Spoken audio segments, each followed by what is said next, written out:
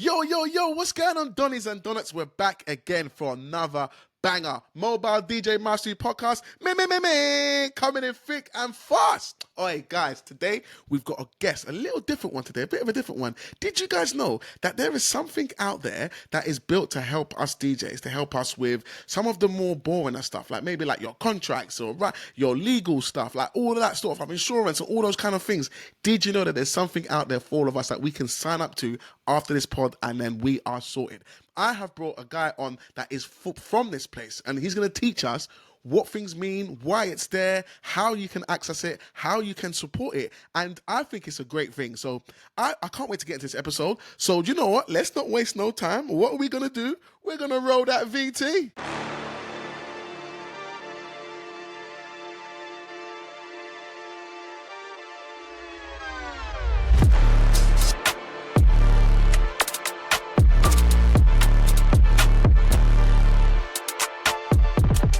All right, Dan, man, welcome to the podcast. Thank you so much for joining me. How are you doing, my man? Yeah, I'm good, mate. Thank you for having me. This should be a fun lesson for DJs in associations. 100%, and that's one of the main reasons why what we wanted to talk about today. Because we've got a lot of different things to talk about, but the main thing is that with this episode, DJs, we're going to enlighten you, hopefully, to what you don't know is already available, but can massively benefit you and doesn't even take that much out of you, so it can only help you. Am I correct in saying that, Dan? Yeah, definitely. It's a members organisation, so if as a DJ you can join up and really benefit from various different bits that we'll get into later in the podcast. Okay. So before we start, I would always say to them people, I'm talking to this guy Dan, people like, we're going to learn something. They're talking about an association, they're hearing these little words, nothing's making sense to them, Dan. So first of all, let's start by introducing yourself. Dan, who are you? How long have you been DJing? Give us a bit of backstory about you, Dan. Okay, so a little bit about me. I'm Dan. I started DJing when I was about 13. I ran a little company. Thanks to my dad, actually. I went to him and asked to borrow £1,000. Can I buy a little disco equipment rig? And him being an accountant grilled me for probably about a month. And then went on to actually get him to say yes to that. And from there, created DM Discos and started doing all my local school discos, really. And from Can I ask quickly, sorry to cut you, age. What age are we talking about here? 13 years old. Okay, 13. You started a company at 13. Yeah, website. I was contacting people via emailing all the schools, doing it off my own back. Yeah, it was fun. I didn't do Xbox. I did website design when I was young. No, but this is no, wait. Sorry, Dan. I got to pause. I'm sorry. I don't usually do this, but when you said, whoa. So wait, 13 years old. We're talking. This is year 8. This is year 8, right? So you had a mindset of starting a business. I love this stuff. I've got to pause on this. You had a mindset of registering a company. Where did that inspiration come from? I don't really know, if I'm honest. We've looked back since, now that I've got to where I am. Me and Dad have had conversations, and it's like, well, where did it all come from? And I'll be honest, one of the big things was a guy called Elliskins, I think, on YouTube. Welsh guy. He was known as the DJ Tutor, and I watched all of his videos when I was younger. I remember he was the only YouTube guy. That was it. And he had a cap on in his hat, and he'd be like, all right, guys, this is what you do. This is how you beat match. He was the only guy from the UK on YouTube talking about DJing. Yeah, I watched. Man. Do you know what? I need to get him on the podcast, because he doesn't know how much people he touched years ago. And he was the only person, but yeah, he was a legend. And still is. Yeah, he's still got a YouTube. I did look the other day, actually. He is still going. He's still going, yeah, I saw. But the problem is, like, his bless him, like, it was production levels were like down here. It was just straight up, get to the point in his house, and now it's so much easier, isn't it? So the competition for him must just be like, oh yeah, massive. No, but he's a full on goat. He's an originator. No one could. I remember before. I can even go back. This is before social media was even big. This is before your phone camera was decent. So he was probably plugging into them home video cameras, and he put his cables in. And he was trying, I remember he was trying his best to get across the idea of beat match. And I'll never get this episode. This is over 10 years ago. And he's talking about 2 cars. I'll never forget this. And because I used to always be like, that metaphor so powerful. And one of the things I always bang on about is that I believe DJs should be beat matching. In this day and age, Yeah, DJs 100%. should be beat matching. But sometimes I put videos like that out and I get backlash from people saying, "Oh, it's all about the music." And I'm like, no, I'm not saying it's not about the music. Of course it is. Of course, with DJs. Yeah. But to make the music blend, that's You need the very journey. important. You need the journey. You need the journey. You need the journey. Sorry, Tisco. We went off a bit No, of a it's cool, tangent it's cool. So we're gonna go back to the story. So 13 started company, and let's go from there. So started DM Discos, Daniel's Mobile Discos, really as simple as that. Made a logo, made a website, got an email address, and just started contacting all the schools in my local area. And that meant that I could do my school discos and probably like 5 or 6 others. I couldn't do too many because Dad had to take me everywhere, obviously. Of course. So yeah, bought the kit, did all that with Dad, tried to come up with a little bit of a business plan, how we're going to do stuff. And I stopped doing that around about 15, I think. And from there, I sold the equipment and did my GCSEs. I became a qualified mechanic of all things. Okay. And in that period, I was really lucky to go out with a wedding DJ in the local area that was very, very good, charging a decent amount and doing all the good venues and things like that. So got to learn from him. Mm-hmm. And when I hit 18, he decided he'd had enough of the wedding world and he jumped on a cruise ship. Oh, nice. Okay. And it left a storage unit that needed to be paid for. There was 2 or 3 of us that were all friends at that point. And I just went, all right, well, why don't I start a company again? I do miss it. And yeah, Gloucestershire Discos was born. I actually ended up buying all the equipment without my dad this time on a sun lounger in Turkey, believe it or not. As you do. Yeah, my girlfriend going, "What are you doing?" I couldn't drive at the point, so she'd now got into the fact that she was giving me lifts everywhere. What do we have? We had a Ford Fiesta. So she had a lovely new Ford Fiesta. Me being a mechanic, well, it's not all going to fit. So I'm putting a tow bar on it and you're getting a trailer. Yeah. And yeah, first year or two, bless her, she took me around everywhere. Then I passed my test. And yeah, Gloucestershire Discos went from kind of part-time mechanics, just the weekends. And then eventually I told my boss that I can't do all this anymore. I'm leaving. Mm-hmm. And yeah, full-time now. Did a bit of multi-op stuff for a few years in one of my local kind of Mercure hotels, but it was low cost or low money, lots of effort. So just went down the route of, can I double my prices, triple my prices, do something a bit different? I've got quite a big rig now. Standard stuff really, 4 movers, couple of wizards, couple of pixel bars, all wrapped up with Maestro AI light show kind of stuff. Okay. One of Tony's booths, just kind of trying to make it look good and really put emphasis On trend on the and make lighting. it sure, yeah, it's not just like a little toy, it's proper stuff, yeah. And then, yeah, I weirdly, I borrowed, and this is why I like DJ communities, I borrowed the DJ booth from another DJ who had bought one from Tony, because mine wasn't arriving for ages, and I needed photos. Mm-hmm. And he walked in, and he's like, "How much you charging for this, Dan?" And I was like, "I don't know, £450, £500. I'd just been charging £295, doing lots of like regular hotel stuff." He went, "Mate, like I charged that, and I put 2 lights out. This is £800 all day." And I went, "Really?" Like nervous, scared, and yeah, he convinced me. He went, "Mate, charge £800. What you got to lose?" And I did it, and it's worked. And did you have any pushback? No, not at all. Did anyone ask you for a discount? No, the only thing I did have to do, and I think this is important for any DJ that's thinking about increasing his prices dramatically. I'm a big advocate for this, bruv. So yeah, go on, tell them, whatever they can get. You now need to, you start as a brand new business. Yeah. So all of my previous clients are not interested in me anymore. In most cases, I was charging £295. They were paying my prices for a reason. They were in that bracket. Yeah. So I now had to go and find new venues, new clients and new people, the venue new I was budgets. at. Yeah.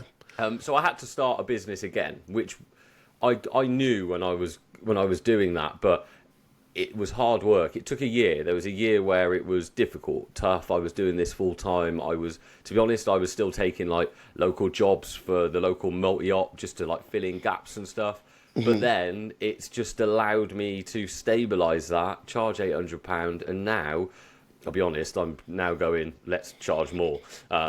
Good. And yeah, that's kind of my little story, I guess. Okay, love that. Love good. Lots of good points there. Lots of good points. First of all, is take my hat off to you starting businesses young. Like I wish, because knowing what I know now, obviously hindsight all the time, but knowing what I know now, Dan, I think to myself, like, what if when I started DJing, when I was, I say, like, when I actually started proper 14 years old, started with, like, you know, vinyls and whatever, and I'm like, when I talk to anyone who started a business young, I commend them, because I think to myself, I would have loved to have started something back then, because what would it be now? Do you know what I mean? And similar to like what you were saying, another thing that you mentioned is growth. You was talking about basically when you first started, 295, someone saw your rig, told you what the hell, I do that for much less, opened your mind, opened your mindset, because that's what I'm trying to do with the podcast as well, is sometimes you hear something and it changes what you believe, especially if you hear it from someone else. You might have not have done that if that person didn't come with the experience and say, Dan, like, how much you charging? And then when he heard your price, it's like, just for your setup alone, the work that to set that up and bring that, the stories to keep, it has to be minimum £800. So, and then when you done that price change, nothing changed. And some people believe that, oh man, I'm charging $350, and I'm like, go 500, go. And they're like, I can't. And I'm like, what's making you think that you can't? And when we actually take off the onion layers, it's them that makes them think that they can't. But I'm like, the market hasn't said you can't, because you haven't even tried to test the market to see if they say yes or no. I have a strong belief that this is all done from fear. Oh, everything. It's all not and fear is good. So like when I made these decisions, I now have a 5-month-old child sat downstairs. That is gonna. You're right. If you're listening to this and going, yeah, but I've got a whole family to support. Like, yes, the fear is there. I understand that, and that will impact your decisions. However, if you don't take these risks and have a plan, you need a fallback. Like for me, I had relationships where I could still easily click of a finger go and get a 295 gig. So have that there, have your safety net, but then take the risk. And even if you went down 2 brands, I see this a lot in America. They're running a brand, maybe not so much for a solo op, but there's a website for their premium service and there's a website for their run-of-the-mill service. And that could be another way just to remove that element of fear and risk and all that kind of stuff. Because I do appreciate that if you're doing this full time and you're providing for 2 or 3 children, you've got your wife or your partner that are relying on this income, it's scary. You do not want to be the person to collapse the household. But at the same time, if you don't take risk, you are going to stay in the same place for years and years to come. So it's hard. It is hard, and that's the thing I'm trying to break with people, is the fears, it's the doubt, it's that inner voice. We've all got that inner voice in us that tells us things, and sometimes we listen to it too much. But that inner voice is trying to protect us. But in that protect, what happens is that we stagnant, and we stay. And like I was saying, I said on Groove Junction podcast, I think it's out now. I was like, if you look at DJ wages from 2015. And then we look at DJ wages from 2025. This is a 10-year jump, right? And what you're going to see is a very small increment, You're talking about maybe 200-300 quid. Great analogy that we're all mobile DJs. We all have cars. We all have local car washes, right? You remember before COVID how much you were spending for a car wash? Yeah. If you go to that car wash now, you're spending easily double for the same car wash, car wash. Yeah, the barber's another good one. The barber's another good. Yeah, let's look at those little trivial things. Or we can go bigger. We can go to your rent. We can go to rent from 2015 to now. We can go to mortgages 2015 to now. We can go Sainsbury's shop 2015 to now. Do you know what I mean? 10-year gap. Big jumps for everyone else. DJ jump, small. And that's why I believe the fear, and the same thing about as the DJs, we run this industry, so the price we set, that's the reason why the price is. It's not because of anybody else. Just like you said, you changed your price overnight, and the price was changed overnight. Do you know what I mean? Just from what you from what you said. So yeah, man, I'm glad you mentioned that, because man, I'm a massive advocate for DJs charging accordingly, especially bearing in mind inflation and things of that nature, which I think some DJs haven't put in. But anyway, let's get to the conversation. So we wanted to start, Dan, with so we're going to be talking about DJ associations, but let's take away the word DJ. Yeah, yeah. And let's just focus on the word association. Give me an understanding. I don't have an understanding of what the association means at all. I don't know who it's for. It sounds a bit, boring and technically, but give me some information about what is an association. That's fine. To start with, I didn't either, if I'm honest, until I got approached by, I've been a member of the National Association of Disc Jockeys, NAJ, NADJ, whatever you want to call it, for many years now, just for public liability insurance. I didn't understand what an association was, and recently learned that it is a group of people. I'm going to read this because I asked ChatGPT exactly the definition of an association. Go on, ChatGPT, help us out, bro. So an association is a group of people or organisations united by a common purpose, often working together to promote, support or regulate a particular industry, profession or interest. Okay. That is an association in a nutshell, and then you add National Association of Disc Jockeys to all of that, and it's clearly about the DJ industry and achieving that within our industry. Okay, so from an association, so you said, obviously, you just being part of it, you didn't know it, you first went there for the benefits, and the benefits you was receiving was public liability, from what you said, right? Yeah, exactly. And that is part of is that an annual membership? Is that a monthly, weekly? How do you pay? Annual membership for everything. There are 3 different tiers. Might be 4, but definitely 3 I can remember, which is a pro tier, which includes your insurance. That's £75 a month and lots of other benefits. You then have a tier of £50, not a month, sorry, a year.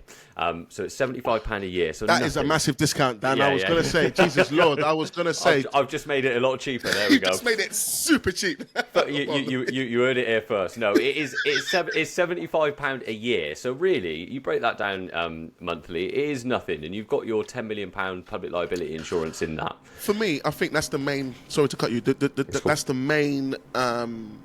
I think that makes it a no-brainer. One of the things I was talking about on earlier episodes of the Mobile DJ Mastery podcast is how we all need public liability insurance. Yeah, now, when you go online, you're going to go into Google and you're going to write, public liability insurance. The first one that's going to come back is Simply Business. Simply Business is certified, just so you know. So if you've got a Simply Business public liability, that's fantastic. But Simply Business, they have it for everybody. So they just pick different industries. Yeah, but then you could be paying over £100, like 140, 150, which isn't bad. Do you know what I mean? You get your 10 million cover, everything else. But when you go to an association, you're paying probably half that price because it's more to DJs. It's niche. It's not this crazy field, which then you get a better deal. So just based off that, I would. I get my public liability from CEDA, which is another DJ association. But going on to a DJ association, for me, is a great idea, even if it's the bare minimum just to get the public liability. But also, what is amazing is some of the stuff that we're going to be talking about is about all the other different benefits that a association offers as well. Yeah, exactly that. I mean, the insurance is, just to put things into perspective for you, the insurance that we have and CEDA have are from the same company.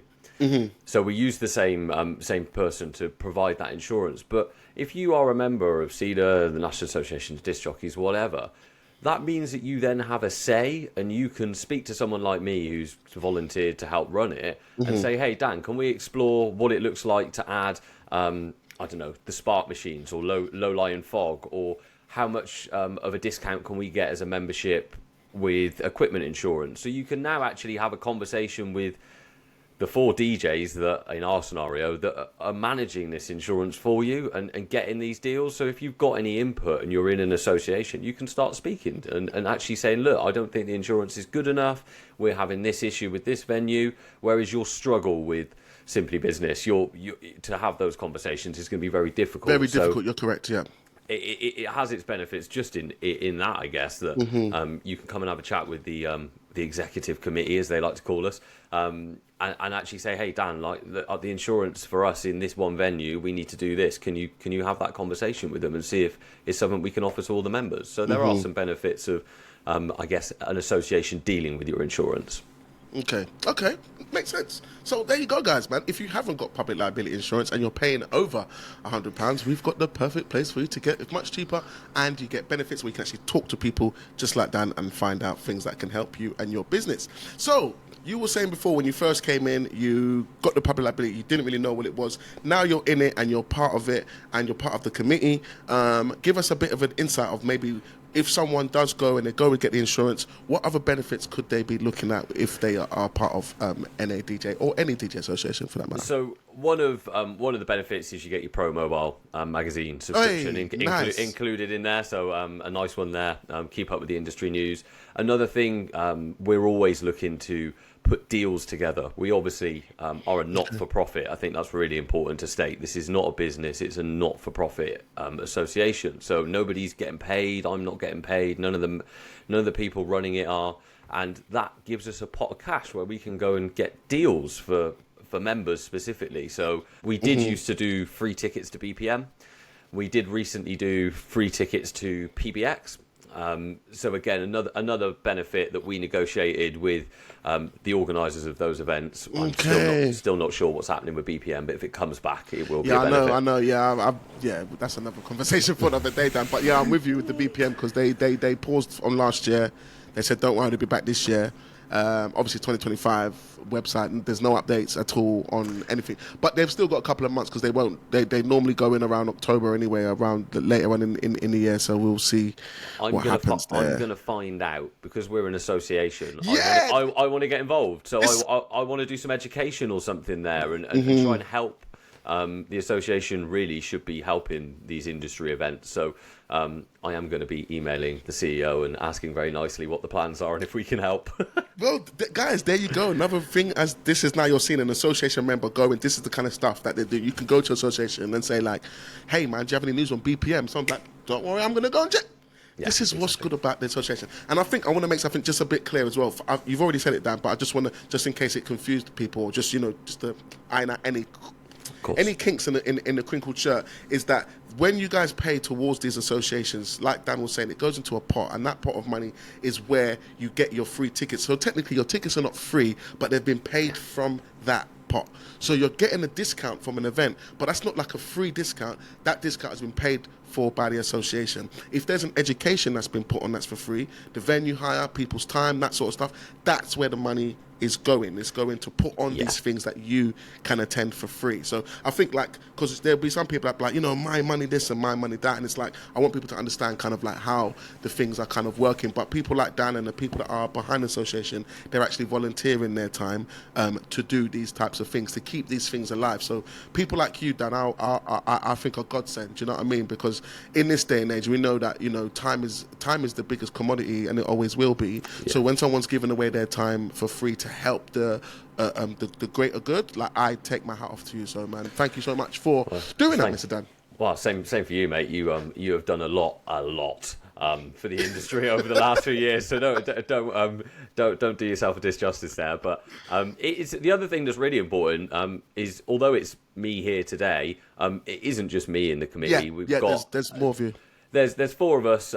It's usually been three, but because of time and the amount of work that needs to be done, we decided that there was going to be two secretaries, so we've split that as two roles this year. Okay. So you've got myself as one vice secretary. I'm in charge of communication, so social media, stuff like this, basically telling people what we're going to do. And then you've got Tom, who is dealing with policy and regulation and all of the boring stuff that none of the members need to worry about, but as an association we have to do. And then you've got Wayne as the chairman, who has been doing this for a few years now, and has basically been holding the thing together as the glue.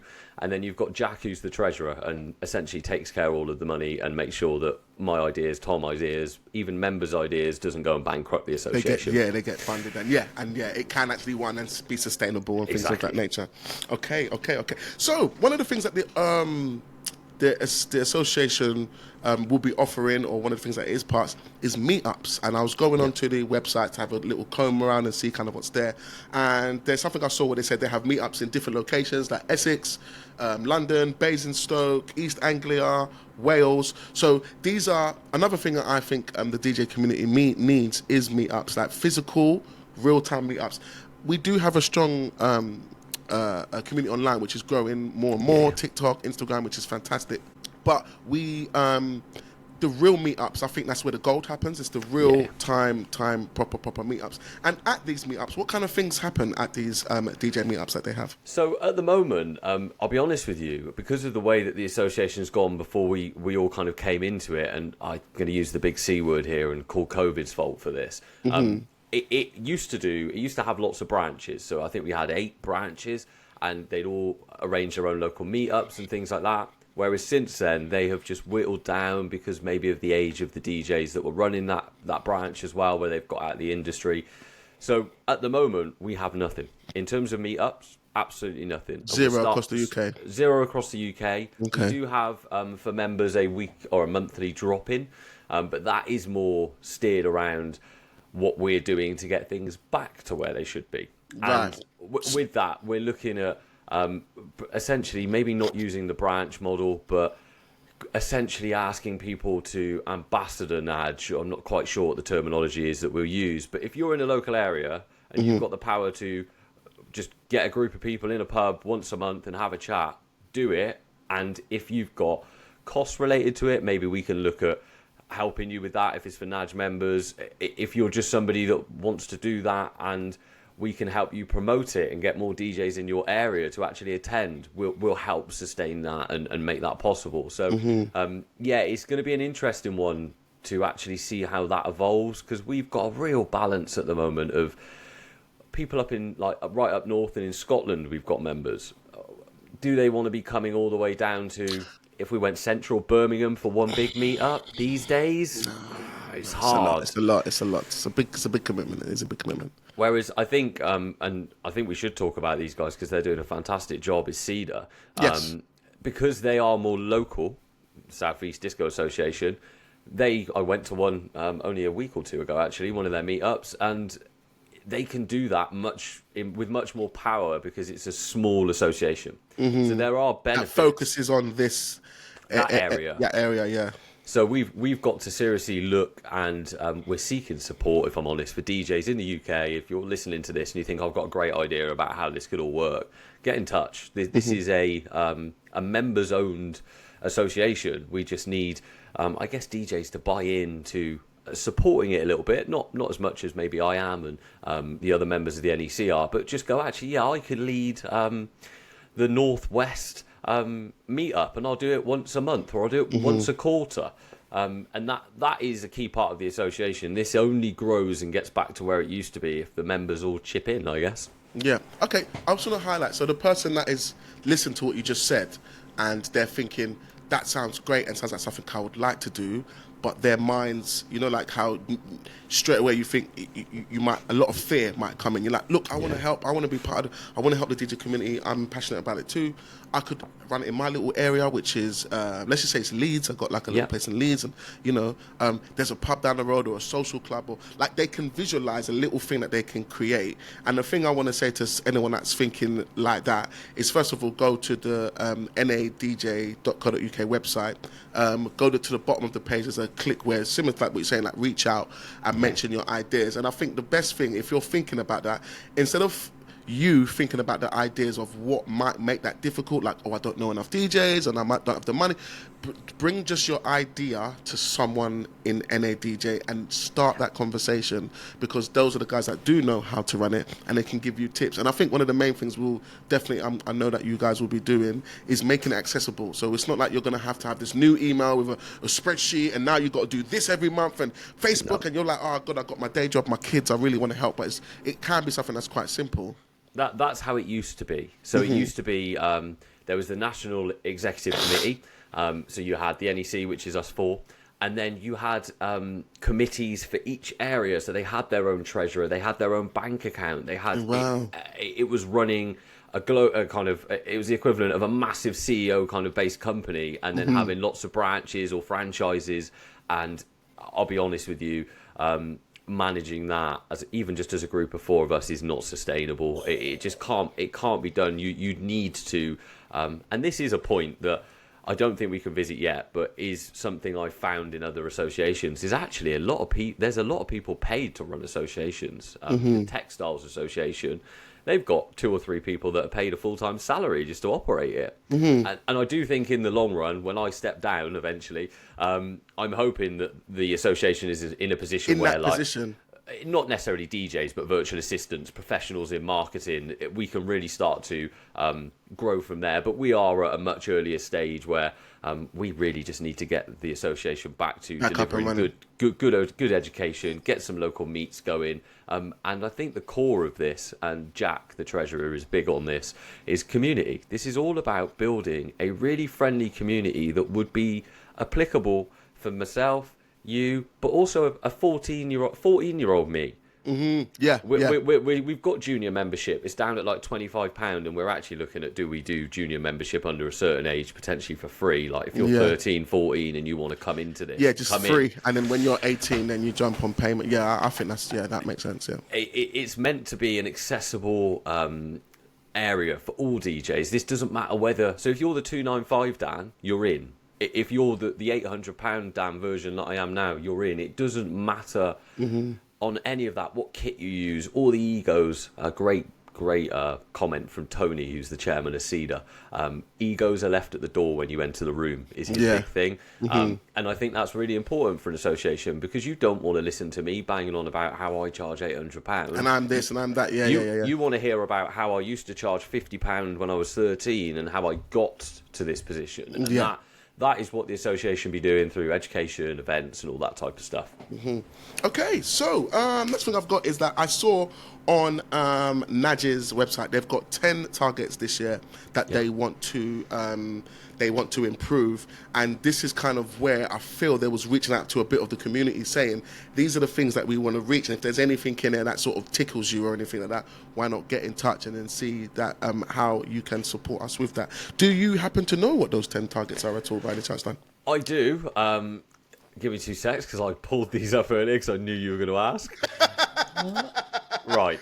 And do you know what's really bad is I wrote them as well, with the help of the committee. But so I'll run you through them in very basic form.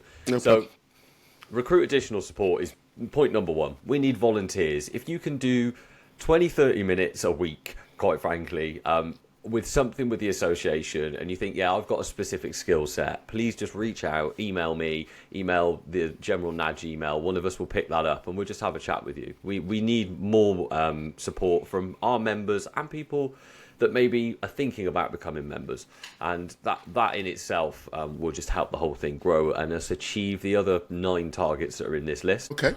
You then have I'll talk about the key ones really, I guess. So educational and development. We want to put on at least 5 educational, probably online events this year. So I've already released one that I'm going to deliver, which is all about value proposition, which is a industry standard, not for DJs, but in terms of running a business, is a standard to work out your customers' pain points, assess how you're marketing to your customers, and basically make sure that your message is on point. As an example, if you're all about, I don't know, you've got the biggest laser show, you're looking for a specific client that wants that show. Yeah.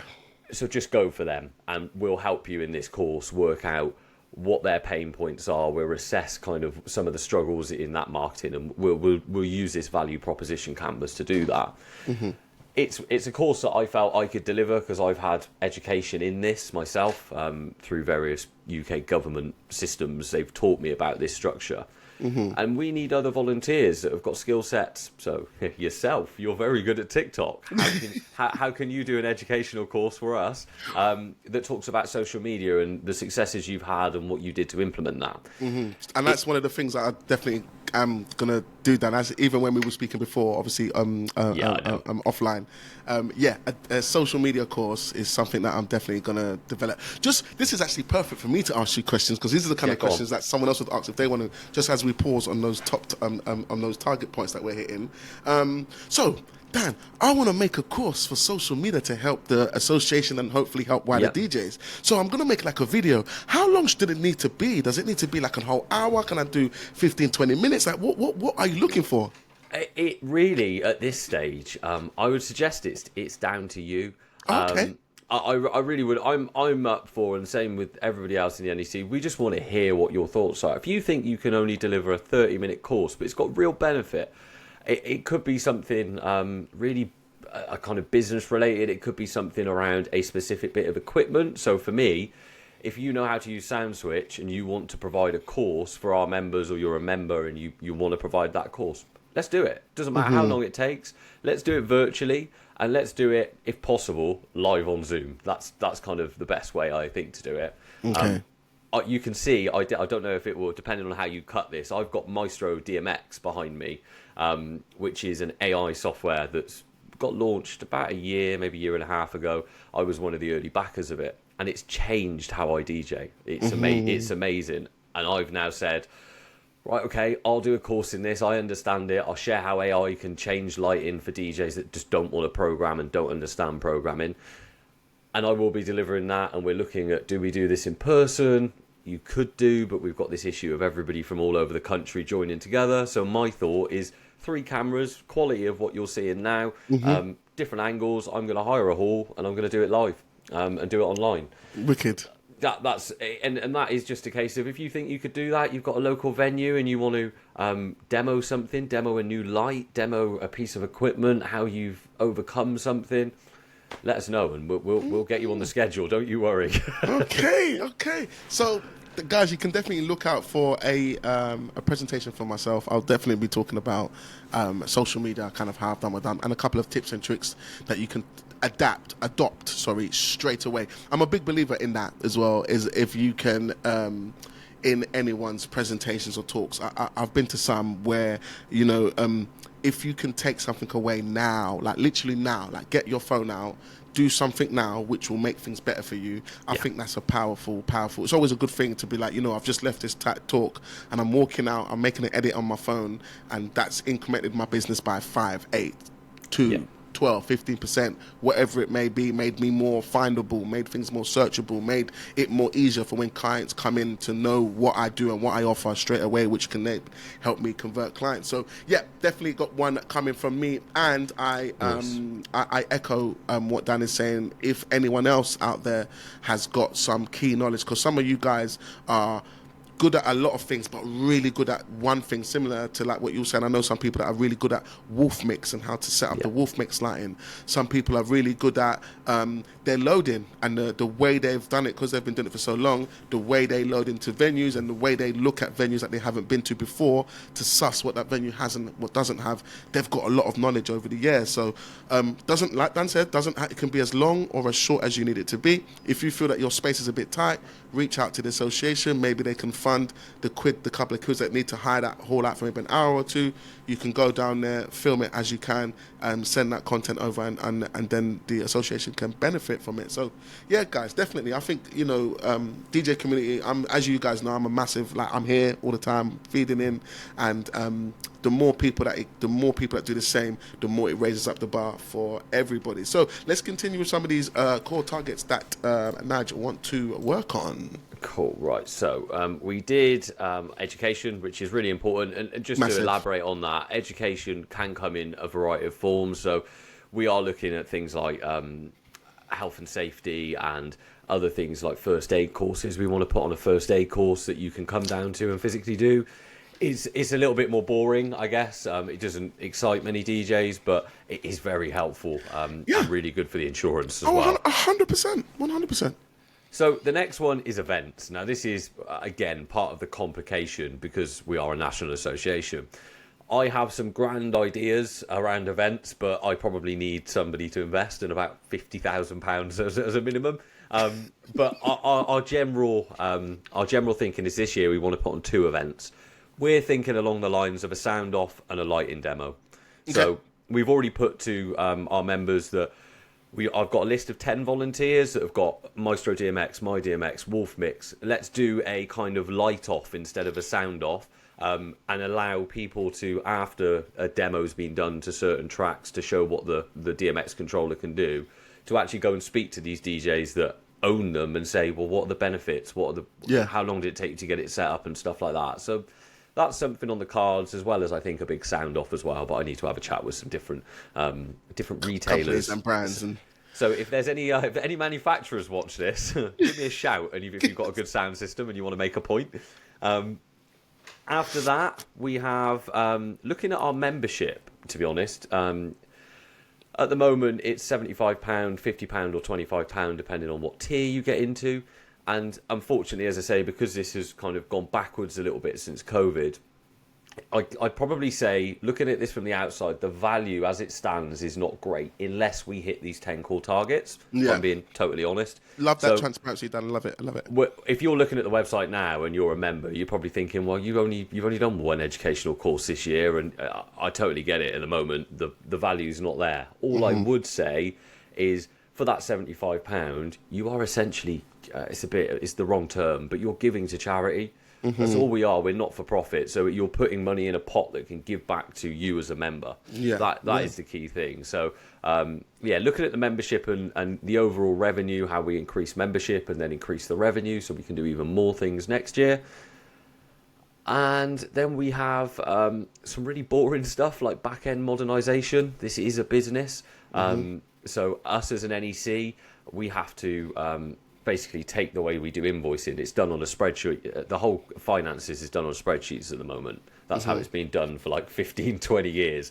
So just to make our job role easier, and whoever precedes us, we're modernising that, bringing in QuickBooks, lots of boring stuff like that. Business cards, a business credit card. When it's what you can just done. It's not someone saying, "Oh, let's even take my piece of paper. I have got my receipt here." Yeah, exactly that, and that's really key. And folder structures and all this boring stuff, just so the next set of people that walk into NEC pick this up and don't have to kind of pull all this together. If you imagine you've got a different chairman every 3 or 4 years, they all do stuff differently. They store their files differently, and suddenly we've got to fix all that and make it a bit more mainstream. And then really the final ones are like public campaigns. So we want to get involved with Hitched and Bridebook and do a blog with them. That's my grand idea. If anyone else has got any others, let me know. That's a fantastic one. And they would jump on that as well, because it makes sense. Educate the market, educate the end user. How do we do that? How do we tell them that these are the risks of booking a £100 DJ?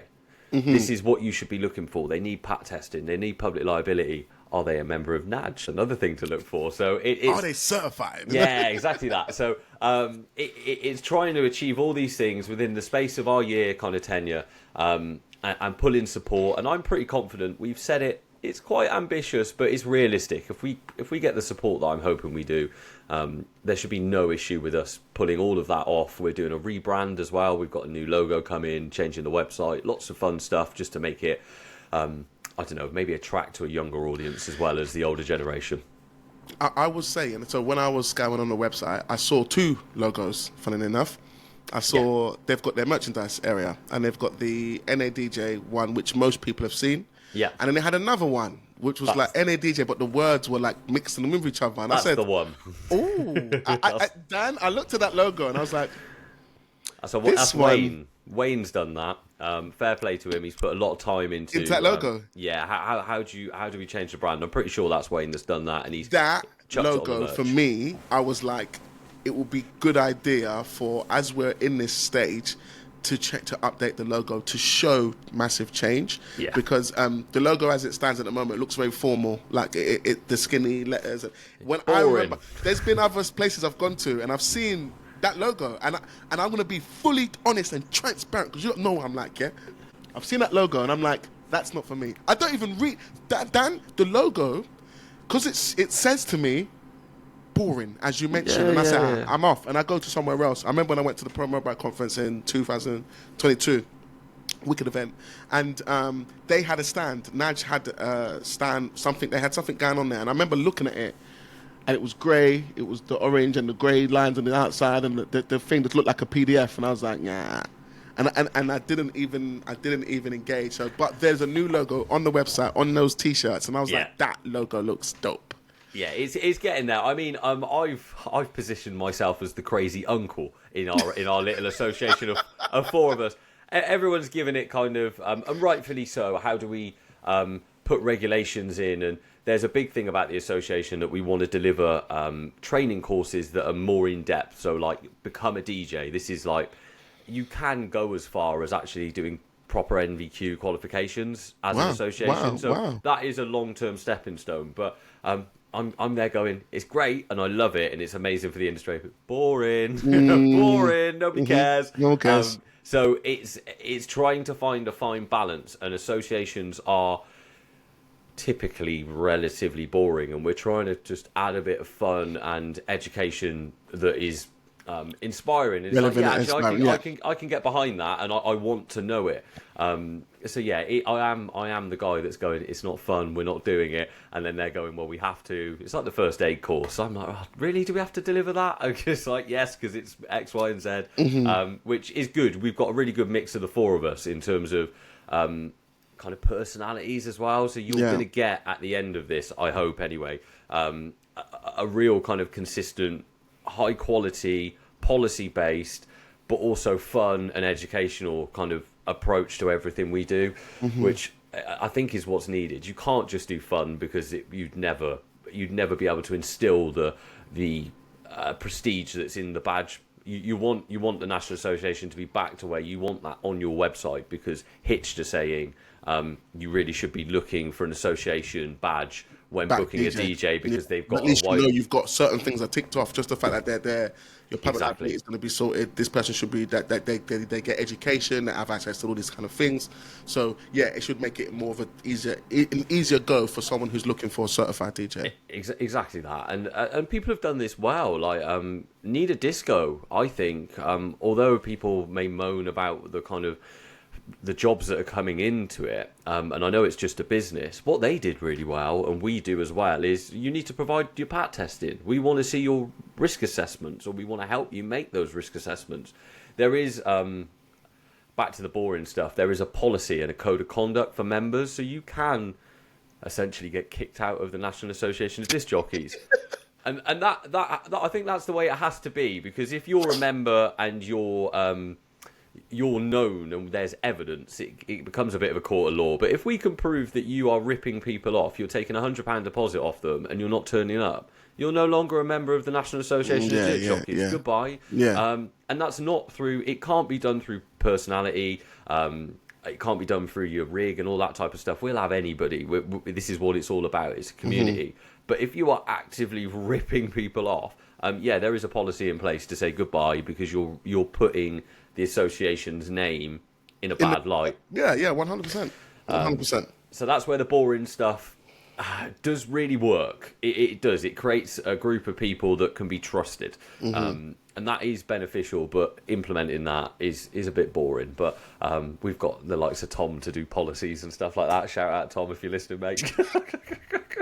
Yes, Tom, you're needed, Tom. You're respected, bro. 100%. He does a job that I would not want to do, and he does it with passion and enthusiasm. Whereas I'm like, no, I'll do Facebook posts, or I'll do things like this. He's there writing policies and what happens if somebody does rip somebody off, and what is our procedure to remove them, because you have to have it as an association. Okay, man. Well, that was really insightful, Dan. That was really, really, really insightful. Like I said, I never had a massive understanding of a association. I'm part of one, and funny enough, some of the things that we were speaking about, I get those benefits, like the local meetups. For me, I think the public liability is it's a no-brainer when you're part of a DJ association. I get my pro mobile, which is fantastic. Do you know what I mean? So I'm up to date on that. Can flick through and see what's going on. But it's cool to know that there's somewhere where you can go, like risk assessments. You mentioned that, and that's a big one. There'll be sometimes, guys, maybe you haven't had it yet, but you might be asked for a risk assessment, especially if you're doing an outdoor venue. And then and some people get like, what? Oh my God! Like, what do I? It's good to know that you can reach out to an association and they can sort of help with that or give you some sort of guidance. Sorry to interrupt there. Go for it. Another thing that is, we've got like a membership hub, so you log in and it's a community. It's got its own forums, but it also has a document section, and in there, Wayne has paid for legal templates. Legal templates for contracts, both for business to business and customer to business to customer, because they're two different legal entities. There's also risk assessment models. I'm creating a more basic contract because this one is really in depth for kind of more aimed at multi-ops. So there's lots of resources that you get as a member. Wow. In all this boring stuff, method statements to go alongside your risk assessment. all of that stuff is included in the hub. So as soon as you become a member, you can not only get in there, download it, and use it to help shape your one, but you can also jump in there and leave a comment and go, hey, other members, what do you think of this? And actually start sharing different documentation and ways and approaches of doing things. So yeah, that's worth noting. No, that is another thing I did not know.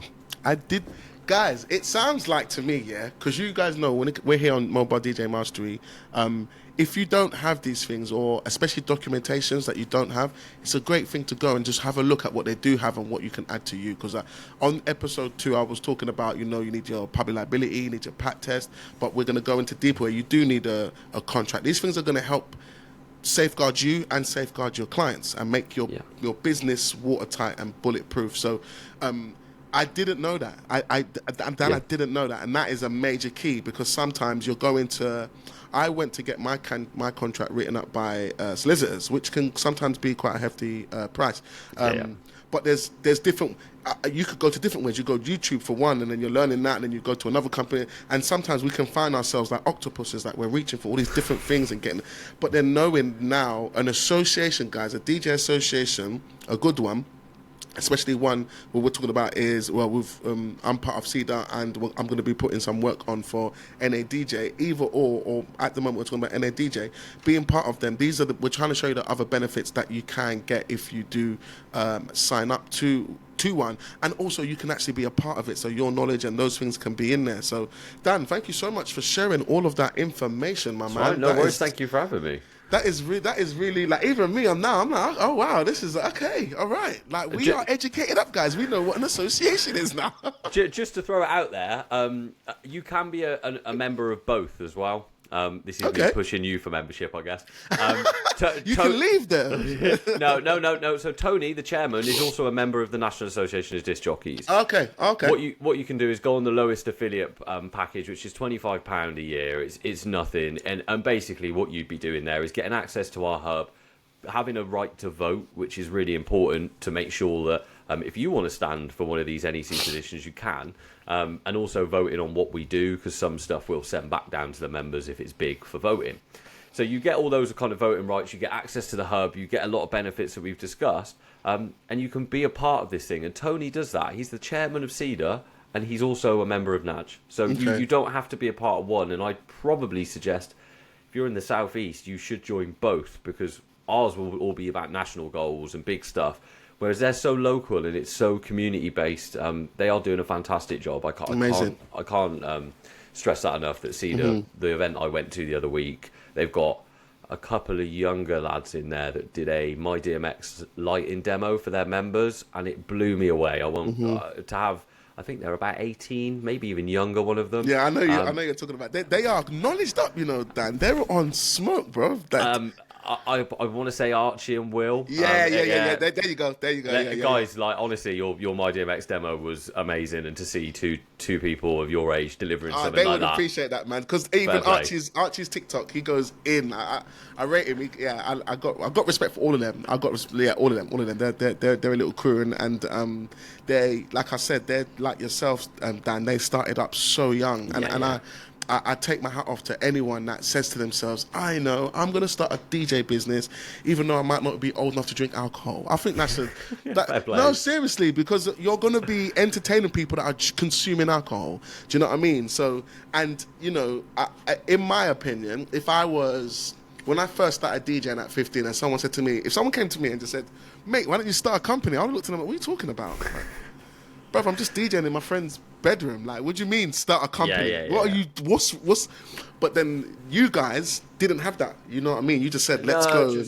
I loved all the and this is kind of half why I got involved with NAJ. Is I like the playing around with the website, building brands. I've done it even just for some friends before, in terms of, hey, I'm launching this business. Can you help me just build my brand? I seem to thrive on just taking something from a concept and very quickly making it a brand, having an ethos behind it, and doing a business plan. I've always really enjoyed that. Again, very, very boring stuff.